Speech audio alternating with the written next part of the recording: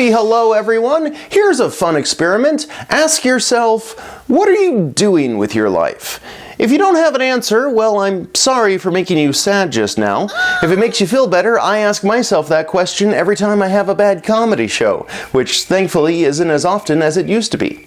Having a meaningful life is often associated with having a happy life, but it might surprise you to learn the two aren't necessarily dependent on each other. My name is Ryan Wingfield, and my job is to make people happy. After years of doing stand-up comedy, I've devoted an entire year to the study of happiness. Join me each week right here on a Road Comics Road to Happiness. We all like to believe that we have a purpose in life, that we are part of God's great plan, or at the very least, are not messing it up. Having a meaningful life is often associated with having a happy life, and yes, the two are very similar, but they aren't exactly the same thing. A study in the Journal of Positive Psychology found that people's happiness levels are closely associated with whether or not they see their lives as meaningful, but in many ways the two are not parallel. For example, as we've talked about in previous episodes, having children will not necessarily improve your happiness. In fact, the opposite is often true. However, many parents, myself included, will admit that our kids give our lives meaning. So what is the difference? The study suggests people associate a happy life with getting what you want and a meaningful life with expressing and defining yourself. Specifically, researchers identified 5 major differences between a happy life and a meaningful one. 1. Happy people satisfy their wants and needs, but that is irrelevant to a meaningful life.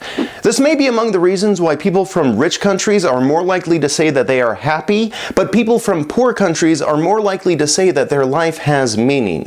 You don't need comfort to have a meaningful life. In fact, another of the major findings found that the opposite is often true.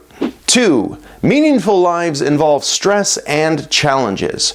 Remember the workout mantra, no pain, no gain? It's like that, but with your emotions. Wow. Engaging in challenging and difficult things can make you worry and feel stress, which, yes, hurts your happiness, but those challenges make the experience all that more meaningful. 3. Happiness focuses on the present. Meaningfulness is about a relationship between the past, present, and future.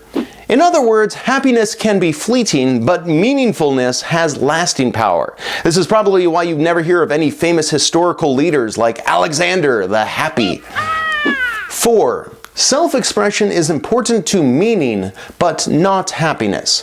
Remember that artistic kid in school who dressed in their own fashion and didn't care about the clothes other kids were wearing? That sense of feeling creative and wise is very important to a meaningful life, but isn't necessary for a happy one. Unfortunately, that means that table of mean girls who all dressed alike might still be happy, although probably still worthless to society. 5. Meaningfulness comes from giving to others. Happiness comes from what they give you. This doesn't refer to money or material things, but giving in a relationship sense. While most social interactions are mutually beneficial when it comes to happiness and meaning, there is almost always one person who is getting more of the former and another person who is getting more of the latter. Think of the previous example of raising children. Reading a book to your kid can give you a sense of meaning, while at the same time giving your child a sense of happiness. But for most parents, reading the same Dr. Seuss book a dozen times a week isn't exactly what we would call a good time. This final difference may help explain the social stigma of happy people being viewed as takers, whereas people with meaningful lives are viewed more favorably as givers. To be certain, there are some people who pursue only a hedonistic style of happiness focused on feeling good, but that kind of happiness is very fleeting and is not the best way to pursue long-term happiness. Instead, research has shown people are actually happiest when pursuing meaningful things. Ultimately, it isn't a question of happiness versus meaningfulness, but rather what is the best way to combine the two. Psychologists believe that a balanced pursuit of both can help people reach a sweet spot of well-being, which, if done right, can lead to a life well lived. How's that for meaning? That's all for this edition of A Road Comics Road to Happiness. Thank you so much for watching. Don't forget to subscribe and leave any happy comments below. Next week, a list of ways to be happy in the bedroom.